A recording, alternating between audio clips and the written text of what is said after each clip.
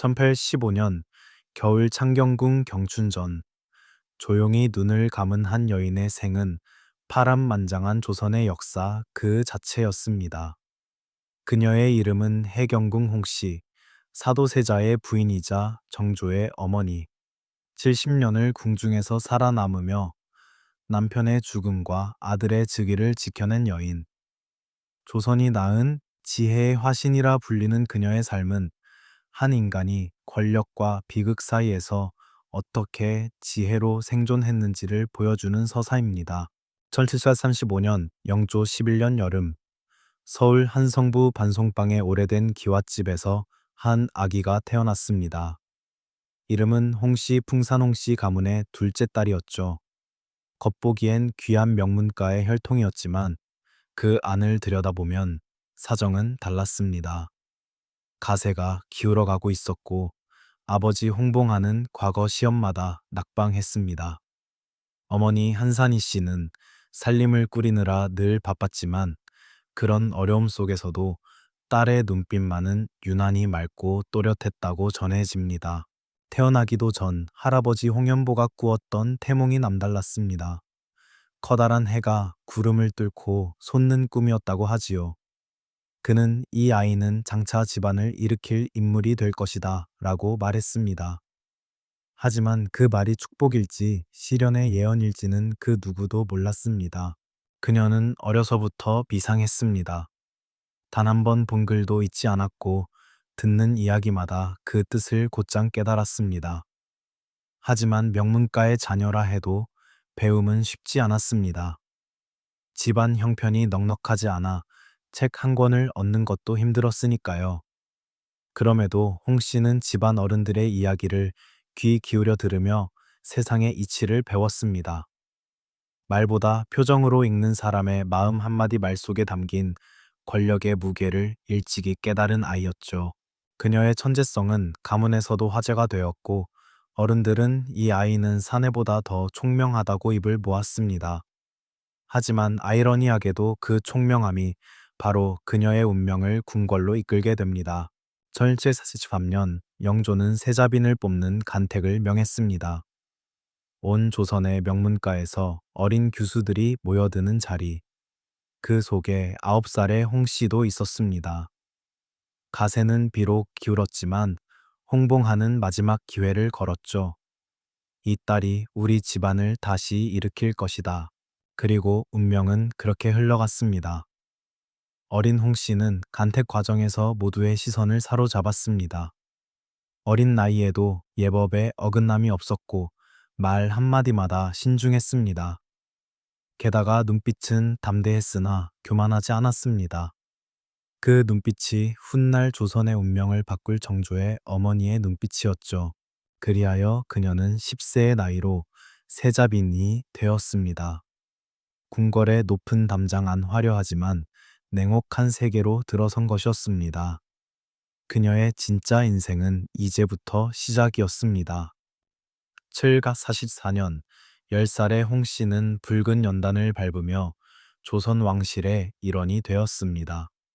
세자빈으로 간택된 순간 어린 그녀는 더 이상 아버지의 딸이 아닌 조선의 법도 그 자체가 되어야 했습니다. 궁궐의 문이 닫히는 소리와 함께 그녀의 세상은 바뀌었습니다. 화려한 비단 옷과 금으로 장식된 장신구들. 하지만 그 속에서 느껴지는 것은 낯설고 차가운 공기였습니다. 왕실의 규율은 숨조차 조심하게 만들었고 웃음에도 예법이 눈물에도 절차가 존재했습니다. 궁궐은 작은 도시였습니다. 매일 아침 해가 뜨기 전 일어나 의복을 갖추고 시녀와 내관 상궁들의 움직임 속에서 하루가 시작되었죠. 어린 세자비는 눈으로 보고 귀로 들으며 몸으로 예법을 익혔습니다. 말 한마디 눈빛 하나로 신하와 왕족이 운명을 가르는 세상. 그녀는 그 속에서 침묵의 미덕을 배웠습니다. 처음 사도세자를 만났을 때 그는 부드럽고 온화했습니다. 나이 차가 있었지만 세자는 젊고 열정적이었죠. 문학을 사랑하고 그림을 그리고 칼을 잡는 일도 좋아했습니다. 그때까지만 해도 두 사람의 관계는 조심스럽지만 평화로웠습니다. 그러나 그 평화는 오래가지 않았습니다. 시간이 흐르면서 세자의 마음속에는 알 수 없는 불안과 어둠이 자라났습니다.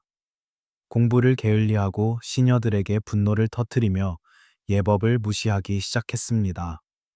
궁 안의 공기는 점점 더 무거워졌죠. 홍 씨는 그 변화의 원인을 이해하려 애썼습니다. 남편의 마음속에 자리한 고독과 억압, 그리고 아버지 영조의 강압적인 교육. 그것이 세자를 병들게 한 것이었습니다. 그녀는 그때부터 모든 걸 마음에 새기기 시작했습니다. 말하지 않아도 기록했고, 눈에 보이지 않아도 기억했습니다. 훗날에 남길 그 모든 고통의 시작이 이 시절이었죠. 하지만 아직은 어린 그녀에게 감히 세자에게 반기를 들 용기는 없었습니다. 대신 하루하루를 견디며 자신에게 이렇게 다짐했습니다. 나는 살아남아야 한다. 이 아이를 그리고 나 자신을 위해. 그녀의 시련은 이제 막 첫걸음을 뗀 것이었습니다. 1752년 18세의 해경궁 홍씨는 아들을 낳았습니다. 훗날 조선의 성군으로 불릴 정조였습니다. 그날 그녀는 눈물 속에서 웃었습니다. 이 아이만큼은 아버지처럼 외롭지 않게 자라길. 그러나 세월은 그 소망을 무참히 짓밟았습니다. 남편 사도세자의 병세가 걷잡을 수 없이 깊어지기 시작한 것입니다. 처음엔 단순한 기행이었습니다. 공부를 게을리하고 무예만 즐기던 세자가 점차 분노를 조절하지 못했습니다. 날카로운 시선, 갑작스러운 폭언 이유 없는 살육 궁중은 그를 두려워했습니다. 누구도 감히 그의 눈을 똑바로 마주치지 못했습니다. 그리고 그 곁에는 늘 어린 아들과 젊은 아내가 있었습니다.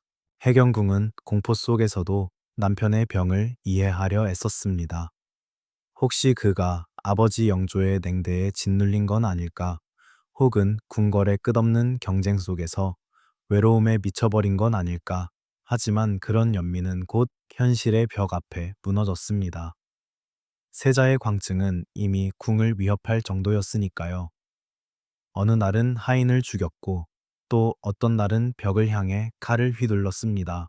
그녀는 그때마다 가만히 침묵했습니다. 감히 눈물조차 흘리지 못한 채 그저 정조를 품에 안고 떨었습니다. 아들이 아버지의 어두움을 닮을까 두려웠기 때문이죠. 그러나 아이러니하게도 바로 그 절망의 순간들이 해경궁을 강하게 만들었습니다. 그녀는 남편의 병세를 감추려 애썼고 궁중의 소문을 막기 위해 직접 시녀들의 입을 단속했습니다. 아들의 장래를 지키기 위해서라면 어떤 굴욕도 견뎌야 했습니다. 매 순간이 전쟁 같았고 그녀의 침묵은 곧 방패가 되었습니다.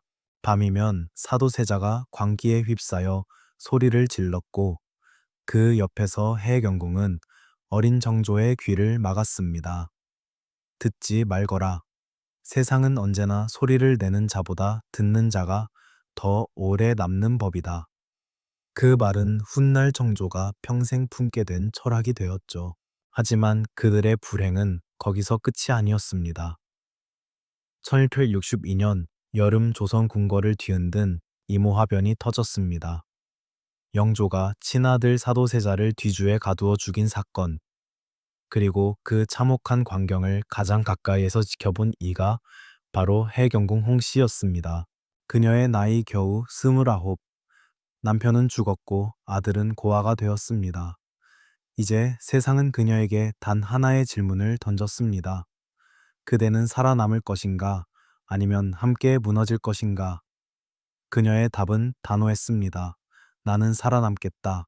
1762년 7월 장대비가 내리던 날, 창덕궁의 한 마당에 작은 뒤주 하나가 놓여 있었습니다.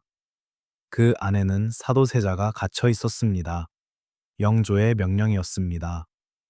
그리고 그 장면을 담담히 바라보던 젊은 여인 바로 해경궁 홍씨였습니다. 남편의 생명이 꺼져가는 그 순간 그녀는 울지 않았습니다. 대신 굳게 입술을 깨물었습니다. 눈물은 이미 그녀의 무기가 아니었으니까요. 그녀는 그날의 공포를 평생 잊지 않았습니다.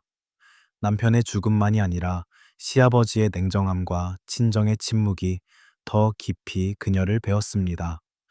영빈 이 씨는 사도의 죽음을 종용했고 친정아버지 홍봉안 역시 정치적 판단 아래 입을 닫았습니다.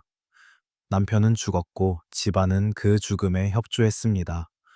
그 모든 배신과 고통이 한꺼번에 그녀의 가슴을 후벼 팠죠. 하지만 해경궁은 무너지지 않았습니다.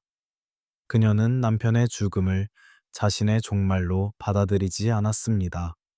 오히려 그것을 아들의 시작으로 바꾸려 했습니다. 사도세자가 죽은 지 며칠 후 해경궁은 영조 앞에 불려갔습니다. 모두가 숨죽인 자리에서 그녀는 단 한 문장을 남겼습니다. 저희 모자 무치를 살려주심이 다 성은이올소이다. 그 한마디는 곧 정치였습니다. 그녀는 감정이 아닌 계산으로 절망이 아닌 전략으로 말했습니다. 감사함을 내세워 영조의 경계를 무너뜨리고 아들 정조의 생명을 지켜낸 것입니다. 그 순간 해경궁은 단순한 미망인이 아니라 궁중의 가장 냉철한 정치가로 거듭났습니다. 그녀는 자신이 살아남아야만 아들을 왕으로 만들 수 있다는 사실을 알고 있었습니다. 그리고 그 첫 번째 승부수가 바로 정조를 영조에게 맡기는 결정이었습니다. 세상 모든 어머니에게 불가능한 선택이었지만 그녀는 단호했습니다. 아버지의 곁에 두어야 합니다. 그래야 살아남을 수 있습니다. 이 결단은 놀라운 결과를 가져왔습니다. 영조는 손자 정조를 진심으로 아꼈고 결국 대리청정을 맡기며 후계자로 세웠습니다. 해경궁의 계산은 완벽했습니다. 남편을 잃은 여인이었습니다. 하지만 그녀는 남편의 죽음을 가문의 몰락이 아니라 아들의 부활로 바꾸었습니다. 그녀의 눈물은 역사 속에서 전략이 되었고 침묵은 권력이 되었습니다. 뒤주 앞에서 무너진 한 여인은 그날 이후 조선을 가장 지혜로운 어머니로 다시 태어났습니다. 사도세자가 떠난 뒤 창덕궁은 오랜 침묵에 잠겼습니다. 하지만 그 침묵 속에서 오직 한 사람만이 움직이고 있었습니다. 바로 해경궁 홍씨였습니다. 그녀는 남편의 죽음이 단순한 비극이 아니라 권력의 중심이 바뀌는 신호임을 깨달았습니다. 그리고 그 변화의 흐름 속에서 아들 정조를 지켜내야 했습니다. 그녀는 냉정했습니다. 사도세자의 죽음으로 인해 정조 또한 죄인의 아들이라는 낙인이 찍힐 수 있다는 걸 너무도 잘 알고 있었죠. 아들을 지키기 위해서는 감정이 아닌 정치가 필요했습니다. 그래서 그녀는 세상에서 가장 어려운 결단을 내렸습니다. 아들을 영조에게 맡기는 것, 아버지의 손에서 자라야 합니다. 그래야 저 아이가 살아남습니다. 그녀의 이 한마디는 단순한 효의 표현이 아니었습니다.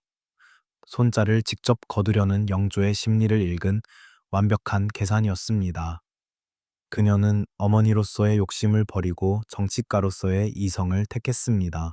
그 결단은 성공이었습니다. 영조는 손자에게서 죽은 아들의 모습을 보았고 점점 마음을 열었습니다. 정조는 영조의 곁에서 예법을 배우고 통치의 기틀을 익히며 성장했습니다. 해경궁은 멀리서 그 모습을 지켜보았습니다. 어린 아들을 품에 안고 싶었지만 그녀는 매번 스스로를 다그쳤습니다. 지금은 어머니가 아니라 조선의 사람으로 살아야 한다. 하지만 해경궁의 시련은 아직 끝나지 않았습니다. 정조가 성장해 세손의 자리에 오르자 세상은 다시 한번 그를 흔들었습니다. 1769년 15세의 세손이 기방에 출입했다는 소문이 돌았습니다. 아버지 사도의 그림자를 떠올리게 하는 사건이었죠. 해경궁은 이 일의 심각성을 누구보다 빨리 알아차렸습니다. 이 일은 단순한 일탈이 아니라 정치의 공격이 될 것이다. 그녀는 즉시 친정아버지 홍봉한을 찾아가 도움을 요청했습니다.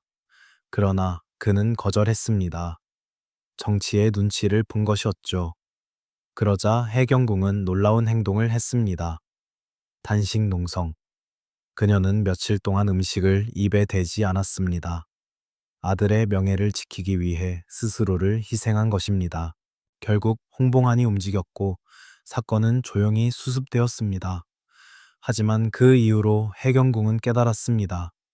나는 더 이상 누군가에게 의지할 수 없다. 그녀는 그날 이후 궁중의 세력과 권력의 흐름을 직접 읽고 대응하기 시작했습니다. 아들을 보호하기 위해서라면 누구도 믿지 않았고 어느 한쪽에도 서지 않았습니다. 그녀는 조용히, 그러나 분명히 조선의 어머니로 성장하고 있었습니다. 그녀의 정치적 감각은 냉철했지만 그 안에는 언제나 모성의 뜨거움이 숨쉬고 있었습니다. 그녀의 지혜는 이제 단순한 생존이 아니라 미래를 설계하는 힘치로 변해가고 있었습니다.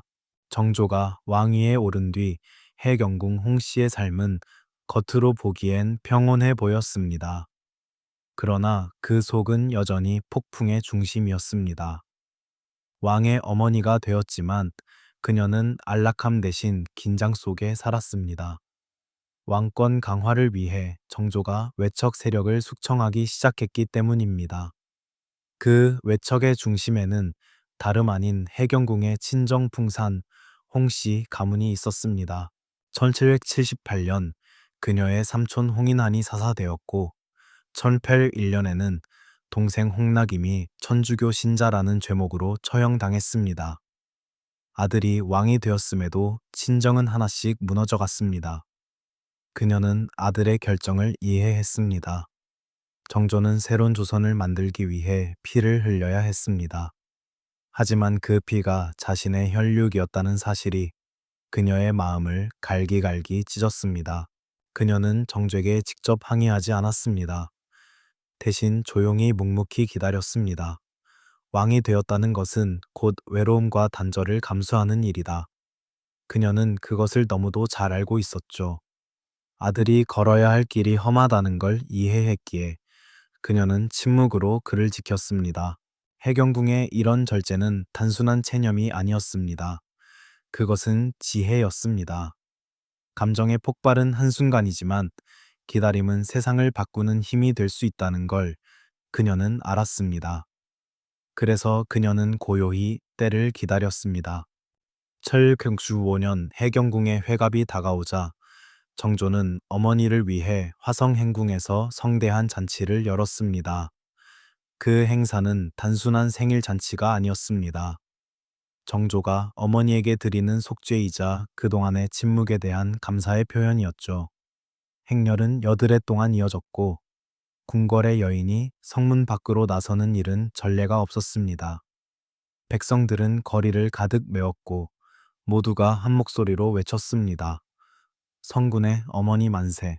그날 밤 화성의 등불 아래서 해경궁은 조용히 중얼거렸습니다. 이제야 조금 마음이 놓이는구나. 하지만 아직은 끝이 아니야. 그녀의 마지막 소망은 하나였습니다. 몰락한 친정의 복권, 그리고 아버지 홍봉한의 명예회복. 그 소망을 이루기 위해 그녀는 다시 긴 인내의 시간을 선택했습니다. 30년 한 세대의 세월이 흐른 뒤에야 그 기다림은 결실을 맺게 됩니다. 그녀의 인내는 역사가 기억한 시간을 다스린 지혜였습니다. 1795년 해경궁 홍씨의 회갑을 맞아 정조는 세상에 없던 잔치를 준비했습니다. 수원 화성행궁. 새로 지어진 그곳은 정조가 어머니를 위해 직접 설계한 도시였죠. 행차는 궁중의 위험을 넘어 하나의 축제처럼 펼쳐졌습니다. 이 모든 것은 어머니의 은혜에 보답하기 위함이다.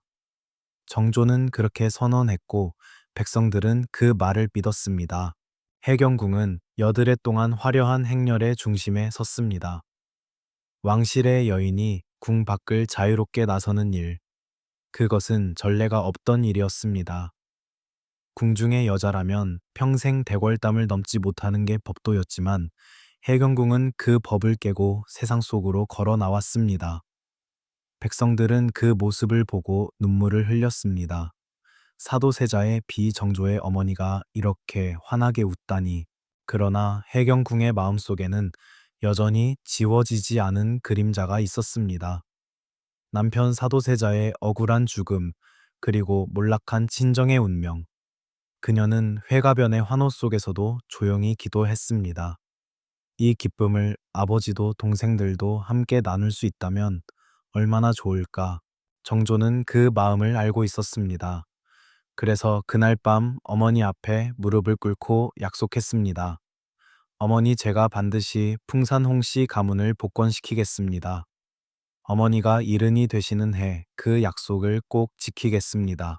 그 약속은 사랑이자 속죄였고 정치였습니다. 그러나 운명은 그 약속을 허락하지 않았습니다. 정조는 1800년 불과 28세의 나이로 세상을 떠났습니다. 그 순간 해경궁의 세상은 다시 한번 무너졌습니다. 아들이 없는 궁궐은 다시 낯설고 차가운 곳으로 돌아갔죠. 하지만 그녀는 포기하지 않았습니다. 순조가 즉위하자 해경궁은 조용히 편지를 올렸습니다. 이는 고 정조대왕의 유지이옵니다. 저의 부친 홍봉한을 비롯한 풍산 홍씨의 억울함을 밝혀주시옵소서. 그녀의 말은 무게가 있었습니다. 순조는 외할머니의 뜻을 거스르지 못했습니다. 1814년 마침내 풍산 홍씨 집안은 복권되었습니다. 남편의 억울함은 풀리지 못했지만 그녀의 오랜 인내와 지혜는 그 마지막 결실을 맺었습니다. 70세가 넘은 노모의 눈에 눈물이 맺혔습니다. 이제야 조금은 편히 눈을 감을 수 있겠구나. 그녀의 인생은 마치 긴 바람 같았습니다. 울부짖지 않고 부서지지 않고 다만 조용히 세월을 이겨낸 바람처럼 말이죠. 그녀가 보여준 인내는 단순한 덕목이 아니라 역사를 바꾸는 힘이었습니다. 아들이 떠난 뒤에도 해경궁 홍씨는 붓을 놓지 않았습니다. 1195년 회갑 이후 그녀는 자신의 기억을 하나하나 적어 내려가기 시작했죠. 그 글이 바로 입니다. 처음에는 단순한 회고록이었습니다. 궁중의 예절 세자의 성품, 젊은 시절의 이야기들. 그러나 시간이 지나 정조가 세상을 떠나자 그 기록은 달라졌습니다. 이제 그것은 눈물의 변론서가 되었고 그녀의 손끝에서 조선의 역사가 새로 쓰이기 시작했습니다. 은 단순한 개인의 고백이 아니었습니다. 그녀는 거기서 사도세자의 광증을 단순한 광기가 아닌 궁중 정치의 산물로 그렸습니다. 아들이 본 억압과 외로움, 그것을 만들어낸 권력의 잔혹함을 조용히 고발한 것이었습니다. 그리고 동시에 자신의 친정 풍산 홍씨 가문의 무고함을 주장했습니다. 이 책은 조선 왕조의 공식 기록인 과는 다른 목소리로 권력의 이면을 증언했습니다. 무엇보다 놀라운 점은 그 목적의 명확함이었습니다. 그녀는 단순히 기억을 남기려 한 것이 아니라 미래를 바꾸려 했습니다. 손자 순조가 이 글을 읽고 풍산 홍씨의 억울함을 이해하길 바랐던 것이죠. 즉, 은 단순한 과거의 기록이 아니라 정치적 유산이자 설득의 도구였습니다. 글 속에서 그녀는 절제된 문장으로 울분을 감췄습니다. 내가 울면 세상이 함께 울 것이다. 그러나 내가 기록하면 세상은 다시 생각할 것이다. 그 말처럼 그녀는 감정 대신 이성을 택했고 탄식 대신 증언을 남겼습니다. 결국 은 역사를 뒤흔드는 힘을 가졌습니다. 그녀의 붓끝에서 사도세자는 단순한 광인이 아닌 억눌린 인간으로 복원되었고 해경궁 홍씨 자신은 눈물로 쓰인 글을 통해 역사 속 주체로 자리 잡았습니다. 기록은 그녀의 최후의 무기였습니다. 칼로는 왕을 세울 수 없었지만 글로는 진실을 남길 수 있었습니다. 은 그렇게 한 여인이 자신의 삶과 명예를 구원한 역사의 문장이 되었습니다. 정조는 늘 말했습니다. 어머니의 총명과 박식함은 내가 감히 따를 수 없다. 그것은 단순한 효심의 표현이 아니었습니다. 그는 실제로 정치의 현장에서 어머니를 스승처럼 의지했습니다. 정조는 국정의 중대사를 앞두고 늘 해경궁에게 의견을 구했습니다. 군사제도, 개혁 문체 반정, 신하 인사 문제까지 그녀는 궁궐의 어느 누구보다 조선을 잘 알고 있었습니다. 70년의 세월 동안 왕과 신하 궁인과 백성, 모든 사람의 마음을 읽어온 경험이 있었기 때문이죠. 그녀는 늘 이렇게 말했습니다. 정치는 사람의 일이다. 사람의 마음을 모르면 나라를 다스릴 수 없다. 정조는 그 가르침을 평생 잊지 않았습니다.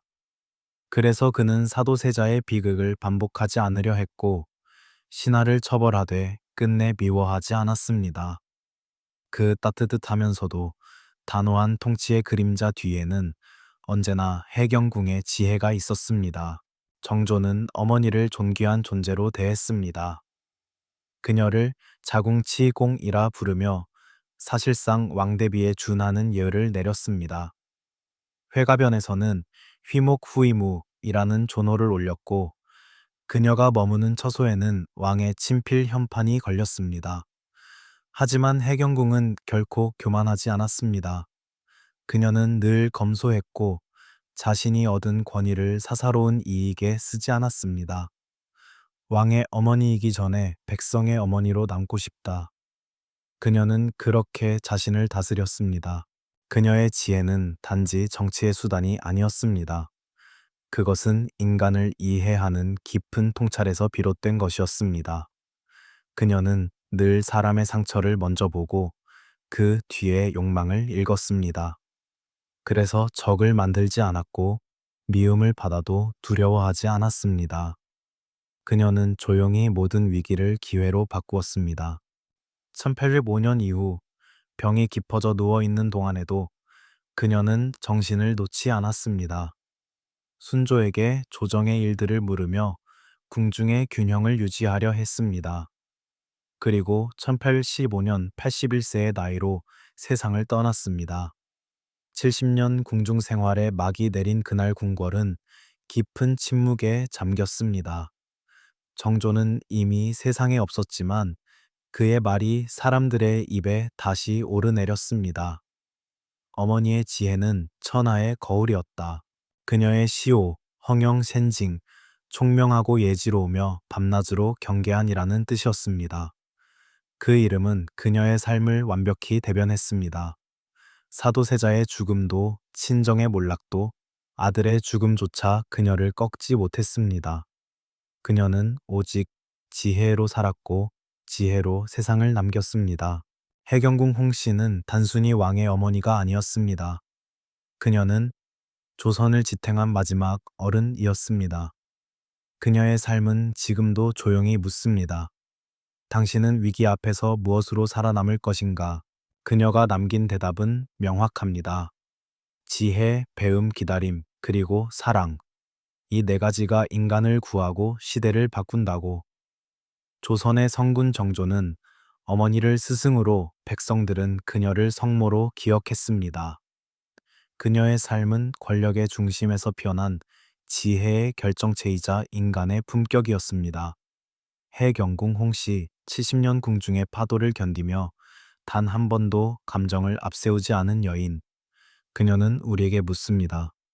지혜란 결국 사랑을 포기하지 않는 용기 아닐까? 이 영상이 마음에 드셨다면 좋아요와 구독으로 다음 한국사의 이야기를 함께 걸어가 주세요.